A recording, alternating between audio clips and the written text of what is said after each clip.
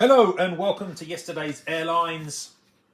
At the end of last week, it wasn't just Gemini announcing their latest release set, but also NG models.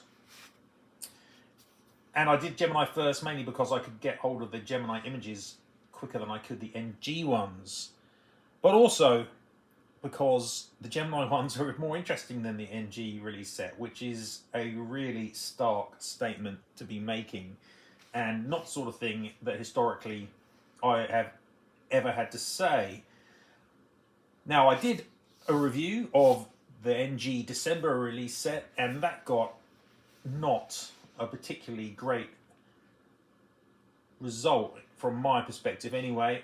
I thought that the releases were pretty mediocre, but things are probably worse in this set. This is a really, really ordinary set, and to be fair, I don't think I've seen anybody really defending the models which NG have just announced. It's just more of the same kind of mediocrity that they'd spent a good chunk of 2023 producing. Lots and lots of repeat releases with very minor or no differences to earlier versions. So this set, yeah, it isn't making me smile. Having said that, perhaps if I'm trying to find a silver lining here, perhaps this is an illustration of the time of year. It is nearly time for the Chinese New Year, which is in February, I think, and so perhaps, you know, NG are just kind of dribbling out some models that they could make easily before that date. I don't know. I want to think that's the case, but I tend not to be honest. NG has shown a pattern of behavior in 2023, which this release set is really the inevitable outcome of, in the sense that they just not using their mold catalogue well, and they're producing a huge amount of what appear to be cost-saving models based either on it being cheap to produce models that they've made already in just slightly different schemes or slightly different regs, or that they've split production a lot, and it looks like they're producing more models than they probably are because there are smaller numbers in each of these release sets. I'm not sure. I don't have the insider information on this. NG are not that open with me about what they do and why they do it, but the result is that you're getting here a lot of repetitious models, and some of them are quite infuriating. So, yeah. Having said all of that, obviously there's always some more interesting releases in there too. And for those that fleet build or miss out on early releases, then I guess maybe they'd be more interested in some of this. But of the 24 models this month, you could argue that really there's only 3 or 4 which are actually new releases. And so the 24 number is not a real reflection, I think, on the diversity of what is being released. Anyway, with all that said and done, still doing the ranking videos, so let's have a look and see what I think of these releases. And obviously before I do that, as always, really appreciate people subscribing to the channel, so thank you to those that have, and if you haven't, please do so. Chuck a like on the video, follow me on my other channels at Yesterday Airlines on Instagram and Facebook, and of course yesterdaysairlines.com. There is a lot of cool stuff happening in 400 scale, even if NG are testing our patience somewhat at the moment. I do want to believe that NG are going to be producing a lot more interesting models this year. They've hinted that they would. Whether they do or not, we'll see. They've got a lot of new molds which should be coming online at some point in the year. It'll be interesting to see when they do and what happens with those. And hopefully some of this repetition goes away. But to be fair, I think that some of the models in this set kind of hint at more of it. So yeah, let's move on and have a look and see what it is that they did announce last week. So here we go into the 24. Since a lot of these are quite repetitious, then it might be quicker than it would be if they weren't to do this video. And we're going to start off with another pair of Qantas 747 SPs. I could really go off on one about the poor usage of their 747 SP mold. It is a great mold. There is a lot of potential, and anyone sitting there saying that all the saleable SPs have been made is full of it, because that's complete nonsense. There are lots that haven't. They still haven't made really obvious airlines like South African and Braniff, let alone airlines that are slightly more niche, but not so niche that Gemini can't make them, like Air Mauritius, you know. And then you've got things like Air Namibia and so on. There's tons of really interesting SPs out there, but we've got another pair of Qantas ones. Now, as much as I like, you know, the Qantas SPs that have been made already, and I own 4 of them, do we need another pair when there have been already lots? And the answer is clearly no, we don't. And that's just a real shame in a sense. Both the aircraft in this set are even the same frame, because they only had 2 SPs to begin with. It's VHEAB. One of them is slightly different in that it's wearing the Sydney 2000 gold supporter sticker. It's not a very large sticker though. Did it really need another release? Maybe if you're a Qantas fleet builder, you'll appreciate it. The other one is effectively exactly the same as the earlier release. So I don't think really there's any particular need for it. It's got the Spirit of Australia tiles, because they'd already made a version which I think says the Australian airline title. So yeah, it's a tiny difference that was anyway, but if you don't count that as a difference, then this will be the 3rd version of this exact same framework, exactly the same scheme. So really poor. Anyway, I'm going to put the one with the Sydney logo, I'll put into Workhorse, and yeah, I'll put the other one into Workhorse as well. No, I won't. I'm lying. I'm not going to. I'm going to put that one into Gas Guzzler. It's taking the mickey to be releasing 3 versions or 4 versions of the same aircraft livery combination, even the same registration, and doesn't appear that the previous ones have sold out. So I don't think there's even the demand for it. So no, I'm going to put that one into Gas Guzzler there. Now, next up, we've got a China Airlines A321neo. The reg is B18109. Obviously, this again, hardly a unique model. NG have made a version 18108 already. jcwings made one as well, 18102. So there are already 2 good versions floating around. Oh, Panda made one too, 18101. So there's 3 good versions floating around, plus a less good jcwings version in the same scheme. So is this model required? No, not at all. This model is not required. Is there demand for it? Maybe there is. Maybe there is for this one. I'll put this one into Workhorse, but again, this could easily be Gas Guzzler, considering there are 4 other versions of it around, 3 of which are pretty good. Next up, we've got a couple of Korean Air A321neos, and I've seen several commentators who collect Korean models getting really frustrated by the lack of Korean wide bodies and the continuous release of Korean narrow bodies by NG. They've already released 737-900s and I think a couple of other 737s as well. Now we've got a couple of A321neos, HL8506 and HL8509. Don't think there's any difference between the 2. Both look exactly the same. Again, they're splitting the regs, splitting their production, but then they're putting them both out in the same month, which doesn't really make a lot of logical sense to me. There has been a Phoenix version produced already, and jcwings have announced one too. Obviously, these 2 will be better.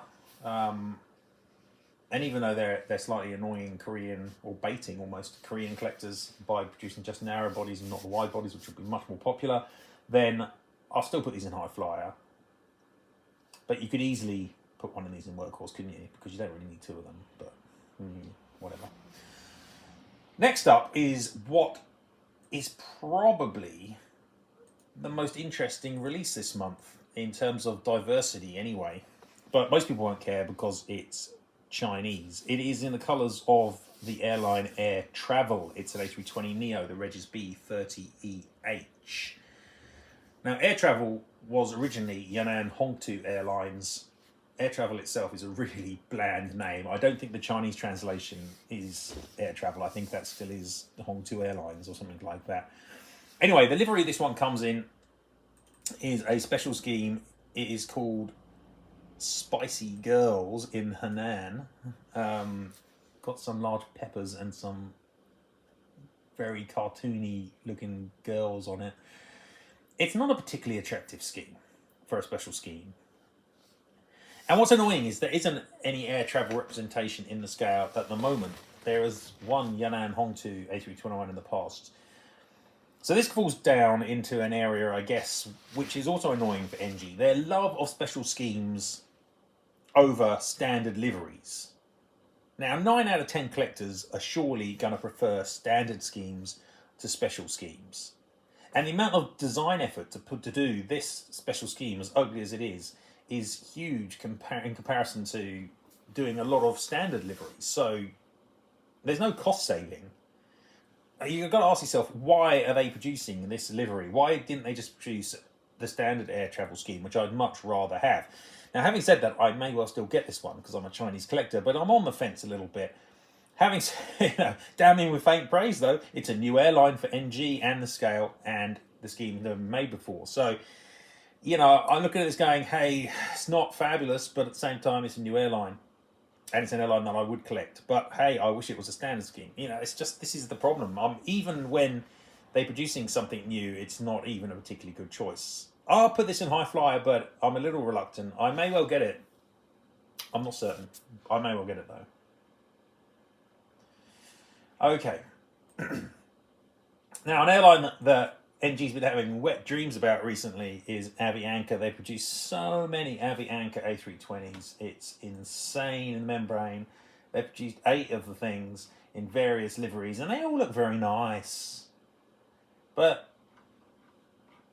you just don't need 8 special schemes for them. And now we've got 9 because this one is also Avianca, albeit at the El Salvadorian portion of the airline that used to be TACA.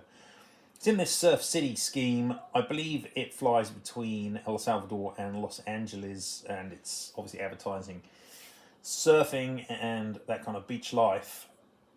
The scheme's okay, but once again, it's so much special scheme here that it could easily not be Avianca. It could be any other airline they could have made for the amount of design effort. And I guess, once again, in my mind, it's like, why? Why did they decide to do this one? Did we really need a 9th Avianca A320 in this special scheme when they could have made any other airline and added a lot more diversity? Now, no one else has announced this Surf City scheme, I admit, but then again, I haven't seen anyone crying out for it either.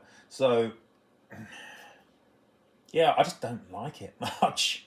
I don't like the concept of them constantly producing the same airline with tiny variations and focusing on special schemes over standard liveries of a wider set of airliners. And in this case, I just don't understand it because the effort involved of having to make this model is just the same as any other new release. So it's just not doing it for me, this concept at all. I'm going to put this one into Workhorse mainly because it's just pissing me off.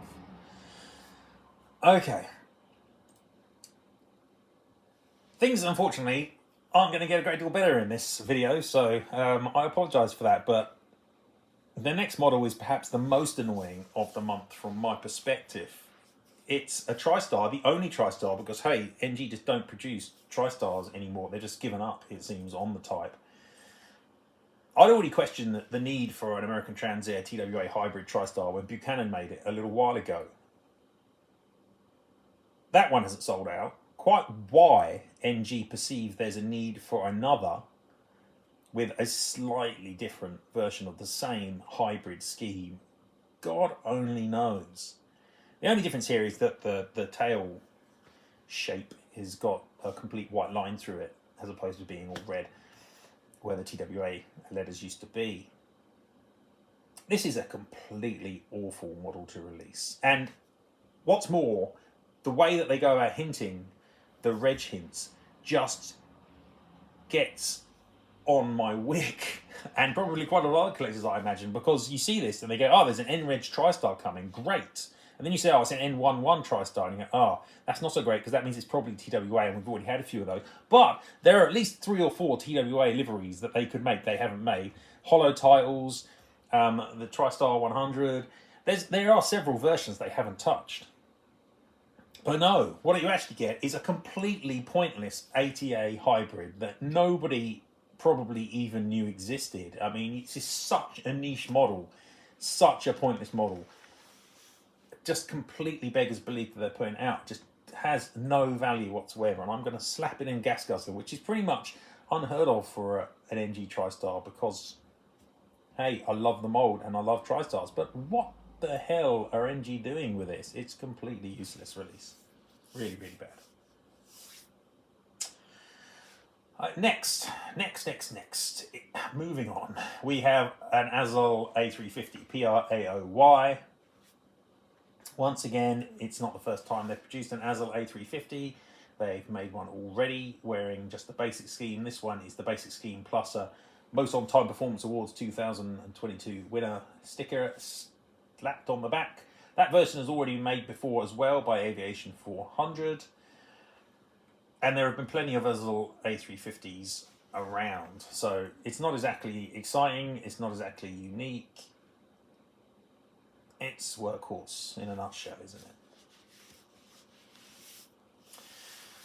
Now, I'm going through this list, by the way, in terms of the NG release numbers, which is why it's kind of slightly out of order, because their release numbers don't always match up to the types. And next up, we've got an A319. So even though we had the A320s and 21s earlier, we've got an A319 now because the part number is 49010. So that's why the order's a bit weird here. This is an Air India VTSCF. It's got 150 years of celebrating the Mahatma sticker on it. Somewhere, you can barely tell because the sticker's so small that it pretty much doesn't show up on the artwork. And they've already produced 2 Air India A319s recently anyway. One in standard scheme, one with Gandhi on the tail. Yeah, it's just a fleet building, waste of time. Release again. It's going to workhorse it. Okay, so far, looking at the release set, we're not far off halfway through, I feel, and there's just been a continuous set of re-releases, except for the Korean A321s and that Air Travel A320, really, and the Surf City, and I've got reasons to dislike both of those special schemes, so it's not been a good set, really, from our perspective. Next up, we do have some unique models. They're both T154s. They're both wearing Aeroflot schemes, the Soviet version of the Aeroflot scheme, but they both aren't Aeroflot technically. One is chartered by Balkan and one is chartered by LOT Polish Airlines. Now, NG haven't actually even made a Soviet-era Aeroflot T154 yet, so it's interesting that they're doing these 2 really obscure versions first. I hope and presume that there will be a standard Aeroflot scheme version at some point in the near future. Again, I'm not entirely sure what to think of these. They'll both be lovely. I like the T154 mold, even though these are Bs and their B version of the mold is nowhere near as good as the M version because they haven't quite got all the details right. But I'm looking at this going, do I need these in my collection? Are they models that I really need to have? And I'm not sure. I collect a lot of Russian stuff and quite a lot of Eastern European stuff, but these are a little bit on the edge of needing to have, because how many hybrids do you need? How many, chartered by, or I've got a tiny, I don't know. I don't think I need them. I need Balkan Bulgarian, and I need LOT probably too, even though I have versions from those airlines from other brands, but I don't need a couple of Aeroflot T154s chartered by Balkan and chartered by Lot. That doesn't mean I'm not going to get them. I might crack, I might well do, and they'd probably be really nice, but I just feel like there are much better choices out there for T154s, and these certainly don't even make it onto my list of T154 liveries, of which I created a wish list, which was extensive and had like 60 or 70 aircraft on it, and these 2 weren't there because they're so obscure. So, not great, but they are still nonetheless going to be high flyers. But caveated, again, caveated high flyers, I think. Okay, so those are the only 154s this month, because once again, NG just can't release more than 1 or 2 a month.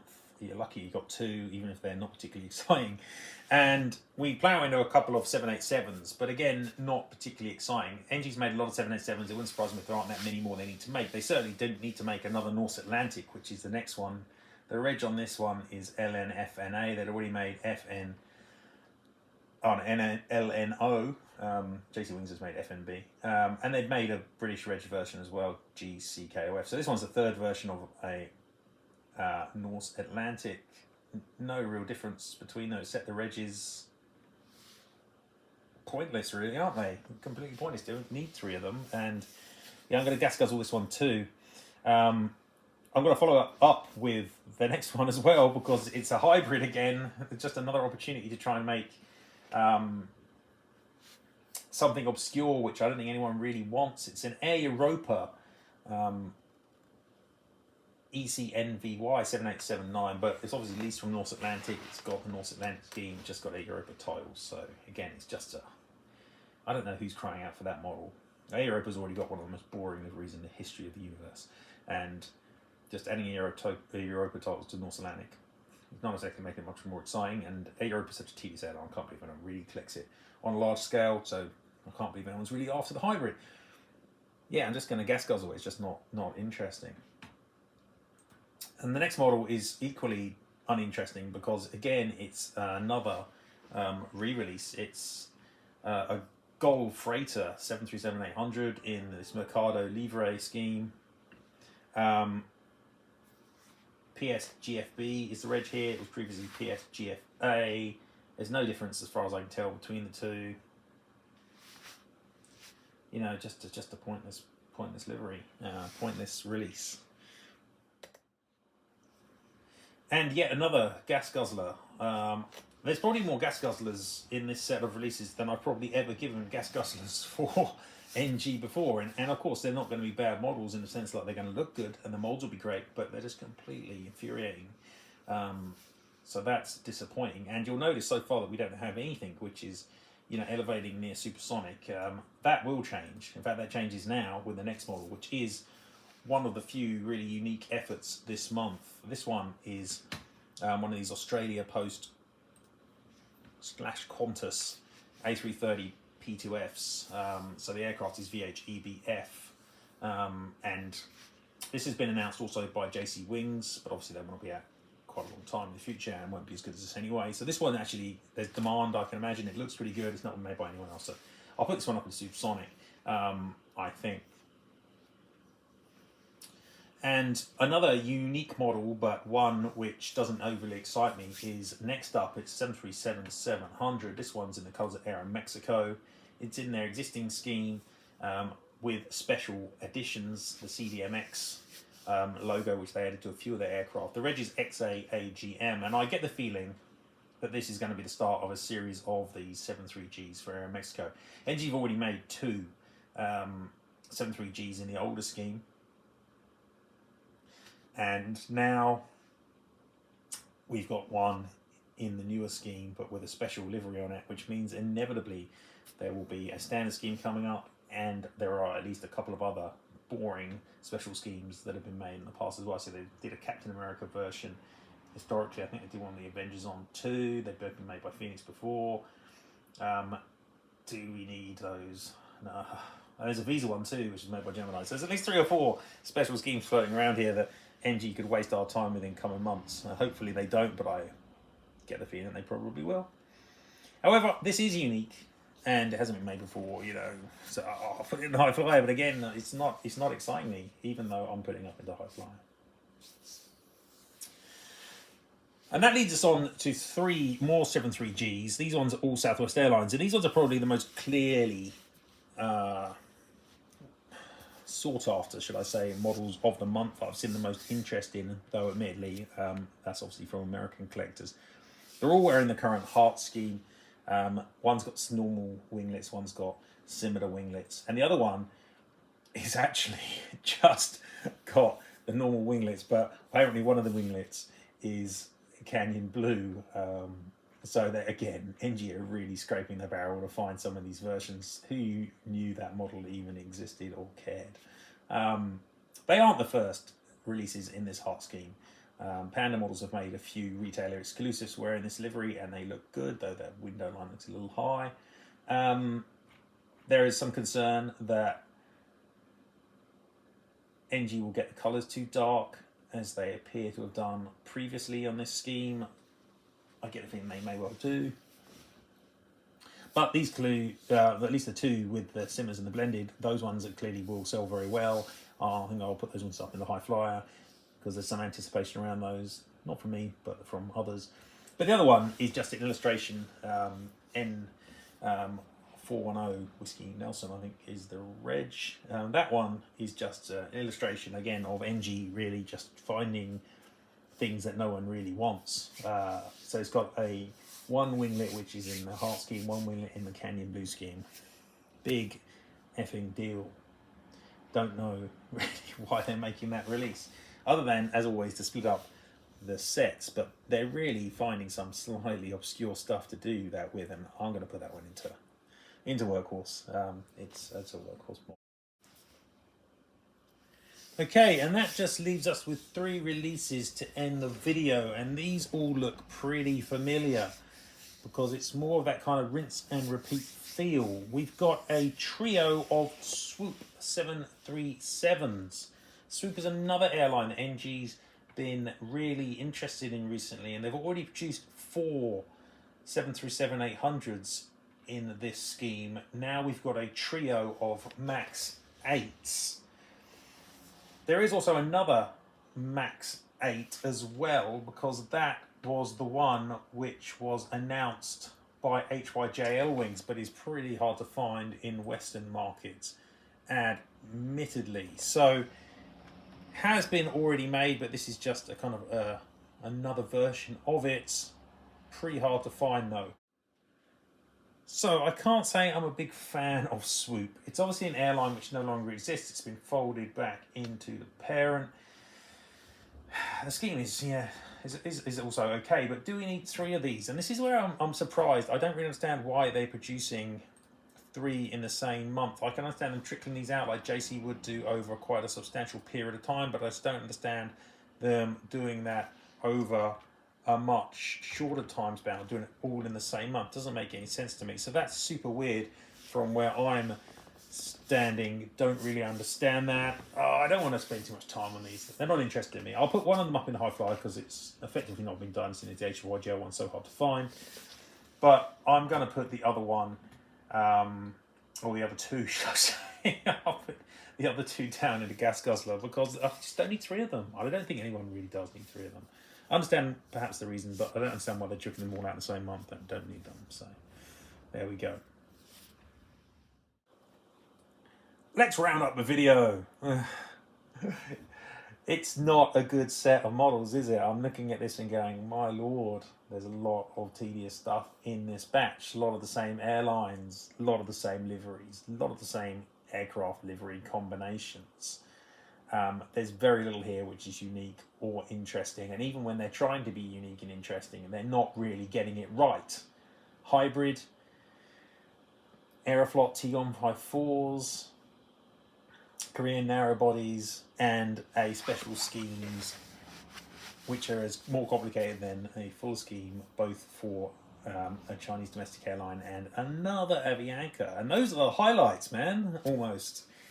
The only one here which clearly stands out as being really good is that Qantas A350 without any reservations. You know, most of those have got some form of reservation associated with them. It's really not a good set. I really hope that this is not the way that 2024 is going to go for NG, and that after the Chinese New Year they kick into groove and actually start listening again to what people are asking for, and start thinking again about how they're going about releasing these models, because I don't think this is working for a lot of people and it's damaging their reputation amongst collectors as well, I think. So, and it's easy to turn around as well. It's easy to turn around because